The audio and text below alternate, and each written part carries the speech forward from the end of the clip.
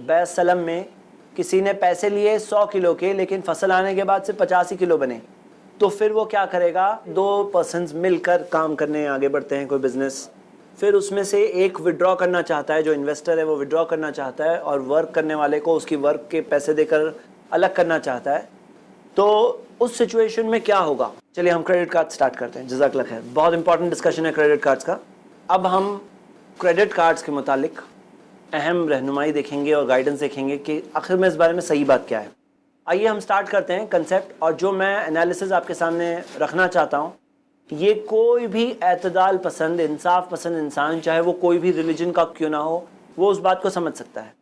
पहले हम Islamic perspective से देखेंगे क्रेडिट कार्ड्स के अंदर होता क्या है। होता यह है कि बैंक एक क्रेडिट कार्ड, एक कार्ड इशू करती है, जो कार्ड के अंदर ये कैपेसिटी होती है अग्रीमेंट के तहत कि वो कार्ड जब मर्चेंट एंटरप्राइज यानी कि कोई दुकान में जाकर स्वाइप किया जाएगा तो पैसे पेमेंट मिल जाएंगे उस मर्चेंट एंटरप्राइज को, यानी कि उस दुकान को, और उस दुकान को पैसे मिल जाएंगे बैंक की तरफ से। लेकिन वो शख्स जो क्रेडिट कार्ड होल्डर है, उसके अकाउंट में वो चीज़ आ जाएगी कि तुम्हारी तरफ से बैंक ने पेमेंट कर दिया है। बैंक्स नॉर्मली एक फ्री क्रेडिट पीरियड देते हैं, 40 दिन, 50 दिन, कभी कभार 60 दिन भी दे देते हैं। तो वो जो फ्री क्रेडिट पीरियड देते हैं, वो क्रेडिट पीरियड के अंदर अगर कोई शख्स वापस पेमेंट दे दे तो फिर उसे कोई सूद भरना नहीं पड़ेगा। इसी वजह से कुछ लोग सवाल पूछते हैं, बोलते हैं देखो हम लोग वो उसको फ्री पीरियड के अंदर हम लोग वापस दे देते हैं, सूद तो भरना नहीं पड़ता है, हम बच जाते हैं। तो क्या ऐसा क्रेडिट कार्ड रखना जायज़ है कि नाजायज़? इसके मुतालिक सबसे पहली बात ये कि जब कोई शख्स क्रेडिट कार्ड लेता है तो बैंक उसे डॉक्यूमेंट्स देती है। वो डॉक्यूमेंट के अंदर सारी टर्म स्पेसिफाइड होती है कि अगर 40 दिन में तुमने पेमेंट नहीं दिए तो तुम सूद दोगे, और वो शख्स अग्री करता है, हाँ मैं सूद दूंगा, साइन कर रहा है, वो साइन उसकी अग्रीमेंट है। उसी तरह और भी बहुत सारे कंडीशंस होती है जो अब हम थोड़ी देर में देखेंगे। वो सारी सूदी कंडीशंस को वो जब साइन करता है वो अग्री कर रहा है। अब यहाँ मसला क्या है कि ये जो शर्त वो अग्री किया, तो शर्त के अंदर रूल है कि कोई भी शर्त कुरान और हदीस के खिलाफ जाए वो शर्त पे अग्री करना हराम है। अल्लाह के रसूल सल्लल्लाहु अलैहि वसल्लम ने कहा, मन अशरता शर्तन लैसा फी किताबिल्लाह फहुवा बातिल, जो ऐसी शर्त वो अग्री कर रहा है जो अल्लाह की किताब के खिलाफ जाती है, फहुवा बातिल, वो शर्त बातिल है, वो शर्त गलत है, झूठ है, बातिल है, वो चीज़ अग्री करना गलत है। शर्त बातिल हो गई मतलब वो डील ही पूरा रॉन्ग डील हो गया। तो हम देखते हैं कि ऐसी शर्त जो हराम शर्त है, कंडीशन, ऐसी कंडीशन जो हराम है, वो अग्री करना भी हराम है। और अल्लाह के रसूल सल्लल्लाहु अलैहि वसल्लम ने फिर कहा, व इनिश्तरत मिअत शर्तिन शर्तुल्लाहि अहक्कुन व औसक़ु, अगर कोई ऐसी 100 शर्तें भी करे, सब के सब बातिल, 100 शर्तें भी क्यों ना कर ले, नॉट अग्रीएबल है, वो सब के सब नॉट एक्सेप्टेड है। और फिर कहा अल्लाह के रसूल सल्लल्लाहु अलैहि वसल्लम ने कि शर्तुल्लाहि अहक्कुन व औसक़ु, अल्लाह ताला की तरफ से जो शर्तें हैं वो सही है, वो वैलिड है। तो हम देखते हैं कि अल्लाह के रसूल सल्लल्लाहु अलैहि वसल्लम ने वो शर्तें जो कुरान और हदीस के खिलाफ ना जाए उसकी इजाज़त दी, लेकिन बाकी उसके अलावा जो शर्तें जो लोग करते हैं जो कुरान और हदीस के खिलाफ जाए, वो शर्त अग्री करना ही गलत है। कि तुमने अग्री कैसे किए, तुम मानते क्या हो, तुम क्या चीज़ को सही मानते हो, वैसे ही काम करो। पहला प्रॉब्लम ये हो गया। दूसरा प्रॉब्लम इसमें यह है कि जब कोई शख्स क्रेडिट कार्ड लेकर जाता है तो शॉपिंग में, उसमें या एक्सपेंडिचर में, खर्चे करने में उसका कैसा बिहेवियर होता है। मान लीजिए वही शख्स जब कैश लेकर जाएगा और जेब में कैश ख़त्म हो गया तो उसे रुकना पड़ेगा। अक्सर फैमिलीज जब औरतों को लेकर जाते हैं, घर की औरतों को बहुत शौक़ होता है शॉपिंग का, उनका दिल चाहने लगे चलो ये भी ले लेते हैं, चलो ये भी ले लेते हैं, तो शौहर आखिर में कहता है बेगम पैसे ख़त्म हो गए, अब वापस घर जाना पड़ेगा। लेकिन वही शख्स जब क्रेडिट कार्ड लेकर जाता है तो फिर क्या होता है कि यहाँ पर अब दिल चाह रहा है ये ले लो, तो वो ले लेता है, फिर वो चाहता है वो ले लो, फिर वो ले लेता है। कैश जब जा रहा होता है ना तो कम होता हुआ वज़न कम होते हुए दिखता है। वज़न यानी आप समझ रहे हैं कि वॉलेट निकाल रहे हैं, ऐसे इतने पैसे बचे थे, अब जा रहे हैं, थोड़ा सा संभाल के खर्च करो। लेकिन जब इलेक्ट्रॉनिकली फंड जाते हैं अकाउंट में से तो वो चीज़ के अंदर आदमी को एहसास थोड़ा कम होता है, और उसके अंदर उसे तब ये छोटी छोटी चीज़ें मिलकर हो ये जाता है कि वो अपनी कैपेसिटी से ज़्यादा खर्च कर लेता है। कल के पैसे आज खर्च कर लो, कल पेमेंट देना ना, 40 दिन तक फ्री पीरियड है। लेकिन फिर क्या होता है, ओवर स्पेंडिंग के ट्रैप में फंस जाता है, अपनी कैपेसिटी से ज़्यादा खर्च करने के ट्रैप में फंस जाता है, और कुरान में अल्लाह सुब्हानहू तआला ने कहा सूरतुल इसरा में सूरह 17 आयत नंबर 26-27 कि अपने फजूल खर्च मत करो, do not waste your wealth like a spendthrift, फजूल खर्च करने वाले की तरह अपनी वेल्थ को ज़ाया मत करो, अपनी चीज़ को ज़ाया मत करो, क्योंकि यकीनन फजूल खर्च करने वाले शैतान के भाई है, शैतान अपने रब का नाशुक्रा है। तो ये सेकंड प्रॉब्लम है। फर्स्ट प्रॉब्लम जो शर्त अग्री की है, सेकंड क्या हुआ कि फजूल खर्च की तरफ आदमी बढ़ जाता है, कल के पैसे आज खर्च करने में, फिर क्या होगा सुनिए। फिर तीसरी बात, अब जरा ये बात समझो कि ये लोग 40 दिन तक फ्री क्रेडिट दे रहे हैं, यानी आपने सुना ना हदीस, क्या हदीस हमने सुने कि अगर एक मुस्लिम अपने भाई को कर्ज देता है और वो कर्ज लौटाए तो इल्ला का सदक़ती मर्रा, अगर 2 बार दिए तो 1 बार सदक़े का सवाब हो जाता है। क्या उम्मीद है इन बैंक्स से? क्या लग रहा है ये सोशल सर्विस ऑर्गेनाइजेशन है जिनके अंदर खैर का जज्बा इतना बढ़ गया कि वो चाहते हैं कि लोगों की परेशानी में आसानी हो। इसी वजह से वो लोगों ने क्रेडिट कार्ड्स बांट दिए ताकि क्रेडिट कार्ड लोगों को मिलेंगे तो 40 दिन तक फ्री क्रेडिट पीरियड उन्हें मिलेगा। क्या लगता है सोशल सर्विस ऑर्गेनाइजेशन है ये? आपका क्या अंदाजा है?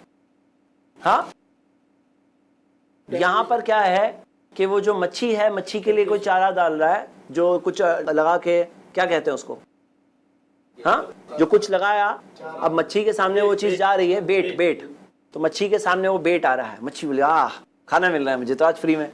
हाँ, लेकिन हकीकत क्या होती है वो हम सब जानते हैं, वो मच्छी पकड़ने का तरीका होता है, वो खाना देना मकसद नहीं होता है, तभी पकड़ने का मकसद होता है, वही है हकीकत। आइए मैं आपके सामने कुछ चीजें वाज़ेह करूं, सुनिए। आज ऐसा हो गया है कि क्रेडिट कार्ड्स के अंदर जो सूदी रेट्स है, वो सूद के जो रेट्स है, सूद ऐसे ही हराम है, लेकिन सूदी जो रेट्स है वो इतने हाई, हाँ, और किस तरह से वो लोग खेलते हैं इस चीज में, मैं आपको बताना चाहता हूं। एनुअल परसेंटेज रेट आता हूं मैं, ओके। देखिए क्रेडिट कार्ड्स नॉर्मली कितने परसेंट आपको पता है चार्ज करते हैं? सुनिए, उनकी स्ट्रेटजी सुनिए। नॉर्मली वो लोग 3.35% 3.35% टू 3.49%, 3.35 टू 3.49, कितना कम लग रहा है? 3%, लेकिन पर एनम नहीं, पर मंथ। सुनिए अभी 3.35 टू 3.49 यानी तकरीबन 3.5% तक, 3.5% तक। यानी क्या? अब गवर्नमेंट ने लाजिम कर दी है, क्या लाजिम की है कि तुम्हें एनुअल बताना होगा, तो उसका टर्म क्या है? एपीआर कहते हैं, एनुअल परसेंटेज रेट। सुनिए, एपीआर क्या है? Annual percentage rate. उसमें एनुअल परसेंटेज रेट कैसे बताते हैं वो लोग? बोले 3.5% इंटू 12 कितना हुआ? हाँ, कितना हुआ? तकरीबन 42 के करीब होता है, 42 के करीब। 42% खुद ही बहुत हाई परसेंटेज है। हाँ, यानी कि अगर किसी ने 10,000 लिया है, हाँ, तो उसे कितना देना होगा 1 साल बाद? मैंने एक कैलकुलेटर बनाया एक्सेल में, अगर किसी ने 10,000 लिया है तो 42% के हिसाब से उसे 14,200 देना पड़ेगा। लेकिन यहाँ पे एक ट्रैप है, वो लोग ये नाम क्यों लाए हैं एनुअल परसेंटेज रेट? कुछ मकसद था, बहुत सोचने के बाद क्लिक हुआ। क्या क्लिक हुआ कि अगर 1 महीना किसी ने 10,000 लिया, 3.5% लेवी हो जाएगा, हो गया कितना? 10,350। अब अगले महीने जो 3.5% लगेगा तो 10,000 पे लगेगा कि 10,350 पे लगेगा? 10,350 पे लगेगा, यानी कंपाउंड हो रहा है। और वो कंपाउंड वाला वर्ड वो अवॉइड करने के लिए अगर देखें तो इसी वजह से वो एक नाम लाया एनुअल एपीआर, हाँ, एनुअल परसेंटेज रेट। ठीक है, आगे गवर्नमेंट ने 12.36% सर्विस टैक्स लगा दी, किसके ऊपर? इंटरेस्ट के ऊपर। 3.5% पर 12.36% सर्विस टैक्स गवर्नमेंट ने लगाई। फाइनली कैलकुलेशन जब किया तो इसके अंदर 10,000 अगर कोई आज ले रहा है, 1 साल बाद ये रकम हो जाएगी 15,886। 15,886, यानी कि आप देख रहे हैं कि कैसे। अब सुनिए दूसरी ट्रैप्स। दूसरी ट्रैप ये है कि मान लीजिए कि किसी को क्रेडिट लिमिट मिल रही है, मिसाल दीजिए क्रेडिट लिमिट की 40, क्रेडिट लिमिट की मिसाल दी 1 लाख की, 1 लाख की क्रेडिट लिमिट मिली। अब उसने 1 लाख की क्रेडिट लिमिट में उसने 1,10,000 क्रॉस कर लिया, 1,10,000 कर दिया, 1,20,000 कर दिया। अब यहां मामला क्या है कि जब वो 1,20,000 तक पहुंच गया और उसके 40 दिन का पीरियड पूरा हो गया, 40 दिन तक का उसे इंटरेस्ट फ्री मिल रहा है। अब 40 दिन से इंटरेस्ट स्टार्ट हो जाएगा और वो भी इतना हैवी रेट पे स्टार्ट होगा। अब सुनिए कि उसने 1,20,000 में से पे करके सिर्फ थोड़ा बचा, लेकिन जो थोड़ा बचा उसका क्रेडिट पीरियड खत्म हो चुका था। अभी अगर वो 10,000 और लेगा, यानी अगर 1,20,000 के ऊपर भी सपोज अगर वो 10,000 और लेता, तो वो 10,000 का 40 दिन काउंट होगा, नहीं होगा? नहीं होगा। उसके ऊपर पहले दिन से इंटरेस्ट लगेगा। फर्दर अगर वो एटीएम में जाता है, एटीएम में जाकर के पैसे निकालता है, एटीएम से निकाले हुए पैसे फर्स्ट डे से उस पर सूद अप्लाई होगा, वो भी इतना हाई रेट वाला। हाँ, और आगे सुनिए, आगे ये है कि अगर उसने मिनिमम पेमेंट जो आता है हर स्टेटमेंट में, क्रेडिट कार्ड स्टेटमेंट में मिनिमम पेमेंट आता है कि मिनिमम इतना तो पे करना है तुम्हें, यानी मिनिमम 500 तो भरना है, मिनिमम इतना तो भरना है। अगर मिनिमम पेमेंट उसने ड्यू डेट तक नहीं किया तो वो मिनिमम पेमेंट का 30% एज लेट फी लगाया जाता है। हाँ, तो ये सब क्या है? ये सब चीजें हैं जो बहुत ओपनली नहीं बात की जाती, और इसी वजह से यानी ये एक ऐसी चीज है, एक इंटरेस्ट ट्रैप है। कई लोग इररिस्पेक्टिव ऑफ रिलीजन वो लोग इस चीज की बुराई को पहचानते हैं, लेकिन ये फैक्ट ये है, ये कन्वीनियंस के नाम में सूद के अंदर डालने का एक बहुत बड़ा इंतजाम है, और बहुत सारे लोग बहुत ही भोले भाले चले आते हैं उस चीज के अंदर। लेकिन हकीकत ये है, ये टोटली एक हराम ट्रांजैक्शन है, टोटली हराम है कि कोई क्रेडिट कार्ड में इन्वॉल्व हो। अब आगे की बात सुनिए। आगे की बात यह है, वो लोगों ने अपने ऑफर्स को और अट्रैक्टिव बनाने के लिए कहा कि देखो हम लोग तुम्हें कैशबैक देंगे, कैशबैक, फला चीज पर इतना कैशबैक मिलेगा, तुम फला जाओ, फला आउटलेट में जाओ, वहां जाके शॉपिंग करो, तो वहां जितनी भी शॉपिंग का तुम्हारा बिल आया उसका हम लोग इतना इतना तुम्हें कैशबैक देंगे, वापस तुम्हें कैश वापस मिल जाएगा। मतलब वो फला दुकान में जाओ, फला चीज में जाओ, फला चीज यहाँ से इससे क्रेडिट कार्ड से पेमेंट करो, क्रेडिट कार्ड से पेमेंट करो तो तुम्हें इतना कैशबैक मिलेगा। एयरलाइन की टिकट्स बुक करो तो तुम्हें इतना कैशबैक मिल सकता है, इतनी तुम्हें ट्रैवलिंग माइल्स मिलेगी। इसके अंदर ट्रैप क्या होता है? इसके अंदर ट्रैप ये होता है कि जो कैशबैक मिलता है वो एक नॉमिनल फिगर होता है, बहुत नॉमिनल, लेकिन ये सूदी रेट ले रहे हैं कितना हैवी। हाँ, 56% तक जा रहा है वो सूदी रेट, 56% तक पर एनम। तो हम देख रहे हैं कि वो जो कैशबैक मिलता है वो तो एक नॉमिनल फिगर होता है, 1-2% नॉमिनल चीज होती है, लेकिन उसके अंदर भी कैच होता है। उसके अंदर क्या होता है कि कभी कभार एक गोल होता है कि फ्लाइंग माइल्स इतनी मिली, इतने पॉइंट्स मिले, शॉपिंग पॉइंट्स, तुम्हारे पॉइंट्स इतने पहुंचेंगे तो तुम्हें कैशबैक मिलेगा। अब उसमें वो कैसा ट्रैप करते हैं कि बोलते हैं तुम्हारे को 10 पॉइंट मिले ये ट्रांजैक्शन में, लेकिन तुम्हें कैशबैक मिलेगा 1,000 पॉइंट पहुंचने के बाद। अब खर्चा करते आओ, सब खर्चे क्रेडिट कार्ड से करो। सब खर्चे जब क्रेडिट कार्ड से करोगे तो क्रेडिट लिमिट बहुत जल्दी पहुंच जाओगे, बहुत जल्दी सूदी दलदल में फंसोगे, और वो कैशबैक का ल्योर सामने रखा गया, आओ आओ आओ आओ, आ गए सूद के अंदर। तो यही उसका प्लान होता है। आगे उसके अंदर यह है कि कैशबैक की बात है तो जो आउटलेट्स प्रोवाइड करती है कैशबैक, क्या लगता है वो आउटलेट्स बैंक अपनी जेब से नहीं प्रोवाइड करती है, वो लोग खुद डिस्काउंट ऑफर करते हैं बल्क डील पर, और बैंक उनको प्रमोशनल ऑफर देती है। तो जैसे मिसाल के तौर पे 2 दुकानें हैं, एक ने कैशबैक के लिए टाई अप की है, दूसरे ने टाई अप नहीं की है। तो जो कैशबैक दे रही है बैंक को वो कैशबैक जो दे रही है वो कैशबैक वो बढ़ा करके दे रही है, वो बढ़ा करके अक्सर देती है। मतलब वो अपनी जेब से हो सकता है दे ना दे, लेकिन ज्यादा हाई चांसेस बढ़ाने के होते हैं ताकि वो बढ़ा करके दे, ये भी एक बात है। और कैशबैक के अंदर कई बार ऐसा होता है, कई सारी ऐसी कंडीशंस होती है कि उससे पहले तुम अगर छोड़ दिए फला टारगेट से पहले तो कुछ भी कैशबैक नहीं मिला। तो ये कैशबैक के ऑफर्स पाना बहुत ही मुश्किल काम होता है, जैसे लोग बोलते हैं कि जो उस चीज में इन्वॉल्व है।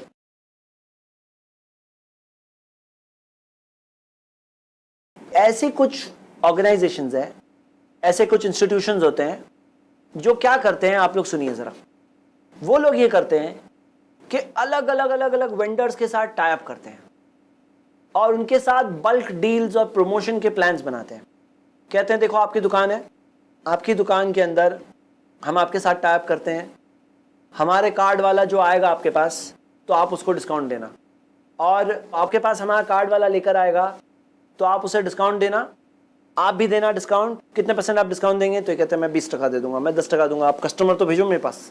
दुकानदार चाहता है ना कि उसके पास कस्टमर की लाइन लगे जो भी, तो वो कस्टमर के लिए अपना बेस्ट ऑफर वो पर्टिकुलर डीलर को देता है, कार्ड वाले को, कि आपका कार्ड लेकर कोई आएगा तो हम लोग इतना इतना डिस्काउंट देंगे। इनके पास नहीं जाएंगे, ये डिस्काउंट नहीं देते हैं, ये डिस्काउंट देते हैं, इनके पास जाएंगे। तो जिसका जो डिस्काउंट देते हैं कस्टमर उनके पास जाएंगे, बाकी के पास नहीं जाएंगे। तो ये कैसा है? अब इसके अंदर इन्होंने बहुत सारों के साथ टाई अप किए, पेट्रोल पंप्स के साथ टाई अप किए, इलेक्ट्रिक वगैरह के साथ टाई अप किए, कई लोगों के साथ टाई अप करके अच्छी खासी डायरेक्टरी बनाकर देते हैं। कहते हैं ये डायरेक्टरी है, ये सब जगहों पर आपको डिस्काउंट मिलेगा अगर आप हमारा कार्ड लेकर जाओ। अब वो कार्ड का वो चार्ज करते हैं, मेहनत की ना वो लोगों ने, वो कार्ड का चार्ज कर रहे हैं। क्या चार्ज कर रहे हैं? पर्टिकुलर फिक्स चार्ज के भाई 5,000 रुपये का कार्ड है, 2,000 रुपये का कार्ड है, इसके अंदर 2000 का कार्ड है, लेकिन तुम एक बार वहाँ जाओगे खाने के लिए तो वो खाने की जगह पे जाओगे, तुम्हें वहाँ पे डिस्काउंट मिल जाएगा। वहाँ पे खाने जाओ, तुम्हारे 2000 कवर करना साल भर में कोई बड़ी बात नहीं है, ठीक है। अब कैसा है, ये वही फर्स्ट वाले जैसा ही हो गया, सिर्फ इसके अंदर वहाँ पे एक दुकान दे रही थी, यहाँ पे बहुत सारे मिलके दे रहे हैं। हाँ, तो अगर मान लीजिए वो चार्ज ले रहे हैं, तो चार्ज अगर वो ले रहे हैं तो चार्ज वो पैसे दिए तो क्या चीज़ के चार्ज दिए, वो पैसे दिए तो क्या चीज़ के दिए। हम देखते हैं शेख इब्न जिब्रीन का एक फतवा है जिसमें उन्होंने कहा है कि इसके अंदर 3 प्रॉब्लम है। फर्स्ट प्रॉब्लम यह है कि क्लियर नहीं है कि कोई आदमी जिसने 1000-2000 खर्चा किया वो फाइनली जाके कितने की शॉपिंग करेगा।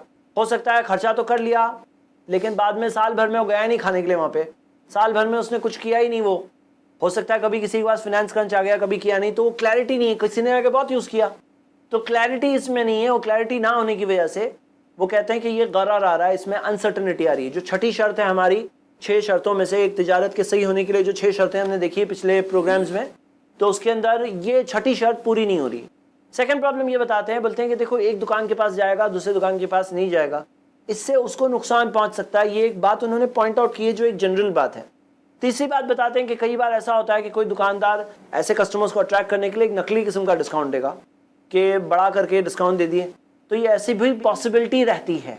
एनीवे, आगे की बात यह है कि अगर ये कार्ड के अंदर जो एक्स्ट्रा प्राइस का एलिमेंट है वो हटा दिया जाता और सिर्फ कार्ड इशूइंग के चार्ज होते, जो कार्ड है वो कार्ड का प्राइस प्लास्टिक का कार्ड है, उसका कॉस्ट होता है, उसका डॉक्यूमेंटेशन है वगैरह, उसके सिर्फ एडमिनिस्ट्रेटिव चार्जेस होते हैं, बस सिर्फ एडमिनिस्ट्रेटिव चार्जेस होते हैं। तो मुझे बताइए कि कोई ऐसा करेगा क्या? नहीं, अगर कोई ऐसा करता, हाँ ऐसा कार्ड है एक्चुअली मेरे नॉलेज में, हाँ सुनिए, तो अगर ऐसा कार्ड कोई होता जिसके अंदर सिर्फ एडमिनिस्ट्रेटिव चार्जेस है और कुछ नहीं, अगर ऐसा कोई कार्ड होता तो सवाल ये उठता है कि वो कमा कहाँ से रहा है, वो ऐसा कार्ड बना बना के इशू क्यों कर रहा है, क्यों, ये क्वेश्चन है। तो नॉर्मली ऐसा होता है कि वो उनका एक्सपेक्टेशन या तो कस्टमर से होगा या तो वेंडर से होगा। कस्टमर से होता तो कस्टमर से चार्ज लेते, लेकिन कस्टमर से चार्ज नहीं ले रहे हैं। अगर लेते तो क्लियर कट रॉन्ग हो जाता, लेकिन नहीं ले रहे हैं कस्टमर से चार्ज। अगर कोई ऐसा होता तो इस सिचुएशन में वो वेंडर की तरफ जाएंगे, वेंडर को कहेंगे कि तुम कस्टमर को, मैं जो कस्टमर्स तुम्हें भेजूंगा उसमें से 3% कस्टमर को दिए तो 2% मेरे लिए रखो। या तो वेंडर से एक्सपेक्टेशन होगा कि वेंडर मेरे पास एडवर्टाइज करेगा, वो एडवर्टाइजमेंट्स के वगैरह बेनिफिट्स होंगे, वो बेनिफिट्स एक ये पॉसिबिलिटी है। बट हाउएवर, क्या इसके अंदर जो दूसरी चीज़ें हैं कि दूसरे बिजनेसेस हार्म होते हैं, आई वॉश हो सकता है, लेकिन ये हराम करने जितने तक जाएगा लेवल, क्योंकि गरर था तो हराम डायरेक्टली बोल सकते थे। बाकी उसमें हराम बोलने के लिए कुछ क्लियर कट शरई बहुत बड़ी सीरियस रीज़न होना चाहिए, तो हराम का वर्ड निकलेगा ज़ुबान से, नहीं तो हराम वर्ड इतना आसानी से नहीं निकलता। तो हम ये देखते हैं कि ये इसकी एक हकीकत होने की वजह से ये इस किस्म के जो चौथी किस्म का हमने कार्ड देखा, इसके अंदर एक क्वेश्चन मार्क लगता है। कुछ ऐसे कॉम्पिटिशन्स होते हैं कि ये कॉम्पिटिशन में पार्टिसिपेट करना है तो आपको कूपन खरीदना पड़ेगा, ये कूपन खरीदना पड़ेगा, या फलां फ़ोन कॉल लगाना होगा, वो फ़ोन कॉल इतना कॉस्टली फ़ोन कॉल होगा, या फलां चीज़ करना होगा। या जैसे मिसाल के तौर पे कुछ लोग, एक पर्टिकुलर मैगज़ीन के बारे में हमने मिसाल देखी कि जिसके अंदर मैगज़ीन ने एक फॉर्म निकाली, बोले कि ये फॉर्म का लकी ड्रॉ होगा, जिनके पास भी जिसका भी नाम आया उसको हम लोग कार देने वाले, फलां चीज़ देने वाले हैं। तो वो मैगज़ीन जिसका सब्सक्रिप्शन था, इतने पर्टिकुलर लोग लेते थे, वो 5 टाइम्स बढ़ गया, उतनी ज़्यादा बिकने लगी। पता चला बहुत सारे लोग एक्स्ट्रा मैगज़ीन्स लेकर वो फॉर्म खाली निकाल रहे हैं, और वो फॉर्म लेकर वो डालना था लकी ड्रॉ में ताकि उनका नाम आए। इसके ताल्लुक से सही बात यह है कि अगर मान लीजिए कोई प्रोडक्ट है या नहीं है, हाँ प्रोडक्ट नहीं हो, अगर सिर्फ कूपन है, 1000 लोगों को 100 रुपए के कूपन बेचे, कितने रुपए हो गए? 1 लाख, उसमें से लकी ड्रॉ निकालेंगे। ये क्या है? क्लियर कट गैम्बलिंग है। हाँ, अब इसमें कहते हैं ठीक है गैम्बलिंग बोल दिया आपने, तो ऐसा करेंगे, कोई एक नेम से एक प्रोडक्ट लेकर आएंगे, कोई एक नेम से एक प्रोडक्ट लेके आएंगे, वो नेम से एक प्रोडक्ट आप खरीदो तो आप ये लकी ड्रॉ में पार्टिसिपेट कर सकते हैं। नेम से कोई प्रोडक्ट खरीदो, जैसे ये मैगजीन हमने देखे, अब वो मैगजीन खरीदो तो लकी ड्रॉ में आप पार्टिसिपेट कर सकते हो। अब इसके अंदर इसके मुतालिक भी स्कॉलर्स ने बताया कि अगर उसका मेन शक्ल वही है, ये सिर्फ नेम के लिए है, ये सिर्फ एक हील है, यानी कि बहाना, ये एक एक्सक्यूज़ है, तो सिचुएशन में जो पहले हमने बताया गैम्बलिंग है वही है। अब इसमें सवाल ये उठता है कि आपने देखा होगा मॉल्स वगैरह कई बार एक गाड़ी को खड़ी कर देते हैं, और बोलते हैं कि जो लोग शॉपिंग करेंगे हमारे यहाँ 1000 रुपीज़ से ज़्यादा हम में से किसी की दुकान में, तो हम उसके लिए लकी ड्रॉ निकालेंगे और लकी ड्रॉ में ये गाड़ी उसको मिलेगी। इसके मुतालिक स्कॉलर्स कहते हैं कि अगर यहाँ पर कोई शख्स आता है और आने में उसके ना 1000 रुपीज़ से ज़्यादा का परचेज करने में उसका सिर्फ एक इंटेंशन है कि मेरा नाम वो लकी ड्रॉ में चले जाए ताकि वो गाड़ी मिलने का चांस मुझे हो जाए, तो वो कहते हैं कि उसने गैम्बलिंग में पार्टिसिपेट की। जो उसने 1000 रुपये खर्च किए वो जुआ करने के लिए खर्च किए। लेकिन कोई जेन्युइन कस्टमर है, जो जेन्युइन कस्टमर वहाँ आता है और जेन्युइन कस्टमर वहाँ खरीदता है, और जेन्युइन कस्टमर के खरीदने की वजह से उसको इंटरेस्ट ही नहीं है कार में, उसको इंटरेस्ट क्या है, उसको अपने गुड्स परचेज करने में इंटरेस्ट है। वो अपनी चीज़ जो लेना चाहता था वो उसने लिया और लेने के बाद उसका नाम लकी ड्रॉ में गया। अब लकी ड्रॉ में अगर उसका नाम आता भी है तो क्या ये गिफ्ट होगा या नहीं होगा या गैम्बल होगा? तो ये चीज़ के बारे में स्कॉलर्स का फतवा ये नीयत के ऊपर होगा, उसकी नीयत के ऊपर। अगर उसकी गैम्बल वाली नीयत थी तो उसके लिए गैम्बलिंग होगा, और अगर ऐसा ही था तो उसके लिए गिफ्ट होगा। लेकिन वो चीज़ प्रोवाइड करने वालों के लिए वो कहते हैं कि वो लोग क्योंकि लोगों को फितने में डाल रहे हैं, लोगों के लिए चांस है कि उनकी नीयत बिगड़ जाएगी, फितने में क्योंकि डाल रहे हैं, इस वजह से उनके लिए ये चीज़ करना सही नहीं है। जो लोग ये कर रहे हैं उनके लिए ये चीज़ करना सही नहीं है। ये चीज़ को हराम तो नहीं कहते हैं वो, लेकिन मकरूह ज़रूर कहते हैं, डिस्करेज कहते हैं। इस चीज़ से बचना बेटर है बोलते हैं। और ये गाड़ी एक शॉपिंग मॉल ने खड़ा कर दिया, दूसरे शॉपिंग मॉल में गाड़ी खड़ी नहीं है, तो लोग चूज़ करते हैं कि चलो वो शॉपिंग मॉल में जाएंगे जहाँ गाड़ी खड़ी है ताकि मेरा गाड़ी खाने का चांस है। तो 1000 के अंदर क्या मकसद यही होता है या उसका इंटरफेरेंस कुछ ना कुछ आने लगता है? तो एक शक के दायरे में बात जाने लगती है और इससे बचना ही बेटर है। एक्चुअली क्या है ना, इस्लाम ने कहा है कि बिज़नेस करो तो ये सब करने की जगह तुम नॉर्मल कंपीटेंस, अपने प्रोडक्ट की कंपीटेंस, अपने चीज़ों की कंपीटेंस की बुनियाद पे करो। वो ज़्यादा फेयर बुनियाद है कंपटीशन की। कंपटीशन में उस बुनियाद पे करो तो ज़्यादा बेटर है, तो उसमें मार्केट का भी फ़ायदा होता है। यहाँ तक कोई सवाल हो तो पूछ लें। बहुत सारी कंपनीज जो हैं अपनी एम्प्लॉयज़ को जो है ना गिफ्ट वाउचर्स देते हैं वो लोग, और उसकी वैल्यू होती है कि आपको अगर कपड़ा खरीदना, वॉटेवर कपड़ा खरीदना है, आपको खाना खाना है, आप फला रेस्टोरेंट में जाएं, खाना खाएं, गिफ्ट वाउचर्स के आगे में पे कर दें। तो उसके बारे में गिफ्ट वाउचर्स के अंदर जैसे मिसाल के तौर पे कोई गिफ्ट दिया जाए तो उसी तरह का एक सिमिलर कंसेप्ट है कि गिफ्ट का वाउचर दिया जाए। एक हदिया है, गिफ्ट है, और इसके अंदर कुछ शक की चीज़ दिख रही है। मैंने इसका कोई फतवा नहीं पढ़ा तो मैं इस बारे में डायरेक्टली नहीं बताऊंगा, क्योंकि चाहे मसला कितना भी क्लियर दिखे, यहाँ पे बेटर यही है कि स्कॉलर्स के फतवे पढ़ने के बाद ही कुछ बताएं। लेकिन हम लोग अगर क्लासरूम में सिर्फ एनालाइज करते हैं तो कोई गिफ्ट वाउचर अगर देता है, इसमें कोई शक की चीज़ दिख रही है किसी को? कोई डाउटफुल एरिया दिख रही है? गिफ्ट ही है ना, कोई इसमें शक की बात तो नहीं दिख रही है। गिफ्ट ही होता है। जैसे अभी किसी एम्प्लॉय ने शादी की तो उसको वाउचर दे दिया, बज़ाहिरन तो कुछ गलत नहीं दिख रहा है, फिर भी चेक कर लेंगे, बट जनरली कुछ ऐसे नहीं। ठीक है, अगला सवाल लेंगे हम लोग। ये इलेक्ट्रिक बिल पेमेंट के अंदर देते हैं ड्यू डेट, अगर ड्यू डेट के अंदर पे कर दिए तो कुछ के मतलब कैश देते हैं, और अगर लेट किए तो उसके अंदर वो पैसा काट रहे हैं, तो वो कैसा है? लेट फीस के ताल्लुक से हम डिस्कस कर चुके हैं कि वो सूद है, चाहे वो लेट फी का नाम है लेकिन वो है सूद, तो उससे बचना चाहिए आदमी को, जितना उसकी कैपेसिटी हो उतना हद तक। और जो मान लीजिए टाइम पे किए तो डिस्काउंट के बारे में सुन लीजिए, इंपॉर्टेंट चीज़। यहाँ पर स्कॉलर्स का फतवे मौजूद है, मुझे मिले हैं, और स्कॉलर्स के फतवे मौजूद है कि अगर कोई शख्स को पेमेंट देना है, जैसे सोसाइटी में पेमेंट देना है, पेमेंट के ताल्लुक से कोई ये कहे कि अगर तुम टाइम पे दे दोगे तो हम लोग इतना तुम्हें डिस्काउंट दे देंगे, तो या फिर मान लीजिए बिल इलेक्ट्रिक कंपनी कहती है कि तुम टाइम पे करो तो तुम्हें इतना डिस्काउंट मिल जाएगा, तो डिस्काउंट जो कम होता है टाइमली पेमेंट की बुनियाद पर, इसके ताल्लुक से यानी कुछ इजाज़त के फतवे मौजूद हैं। डिस्काउंट के ताल्लुक से कुछ इजाज़त के फतवे मौजूद हैं, अल्लाह आलम।